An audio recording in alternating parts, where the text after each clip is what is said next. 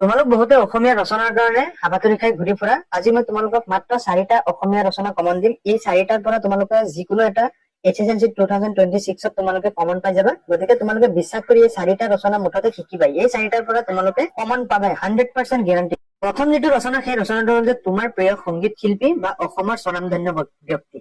এই কুৱেশ্যনটো তোমালোকৰ হয়তো উলট পালটকে এনেকৈ আহিব পাৰে যে অসমৰ হাৰ্টথ্ৰব জুবিন গাৰ্গ, বা তোমাৰ এই কুৱেশ্যনটো মুঠতে পাক লগাই দিব, কিন্তু তোমাৰ 2026 যে এই ৰচনাটো কমন 100% পৰিবই সেইটো মই গেৰাণ্টি দিছো। তোমালোকে ৰচনাৰ কাৰণে টেনচন নলৈ এই যিটো মই তোমালোকক কমন দিছো, এই কমনটো তোমালোকে শিকি থোৱা, তোমালোকৰ চাবা ডাইৰেক্ট কমন পৰিব। আৰু ৰচনাখিনি ক'ত কেনেকে পাবা মই ভিডিঅ'টোৰ শেষত কৈ দিম। তোমালোকে ধৈৰ্য সহকাৰে ভিডিঅ'টো প্ৰথমৰ পৰা শেষলৈ চাই থাকা। তোমালোকৰ দ্বিতীয় যিটো কমন ৰচনা সেইটো হ'ল বিজ্ঞানৰ অৱদান।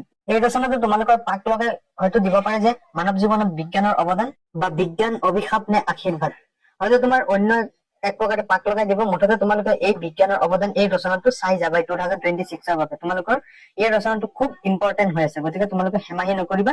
এই ৰচনা কেইটা মই যিকেইটা দি আছো তোমালোকে লগে লগে শিকি ল'বা। আৰু ৰচনাখিনি ক'ত পাবা মই কৈ দিম শেষত। আৰু এতিয়া আমি নেক্সট 3 নম্বৰ যিটো ৰচনা সেইটো চাওঁ।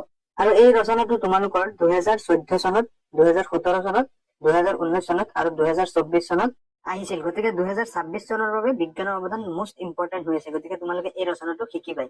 3 নম্বৰ যিটো মোষ্ট ইম্পৰ্টেন্ট ৰচনা সেইটো হ'ল তোমাৰ প্ৰিয় গ্ৰন্থ। এই ৰচনাটো তোমালোকৰ মোষ্ট ইম্পৰ্টেন্ট হৈ আছে, কাৰণ 2013 চনত আহিছিল, তাৰপিছত 2016 চনত আহিছিল, তাৰপিছত 2018 চনৰ মেট্ৰিকত আহিছিল, তাৰপিছত 2021 চনত আহিছিল, আৰু লাষ্ট 2024 চনত আহিছিল। যিহেতু 2025 চনত তোমাৰ প্ৰিয় গ্ৰন্থ অহা নাছিল, এই ৰচনাটো মোষ্ট ৰিপিটেড ৰচনা।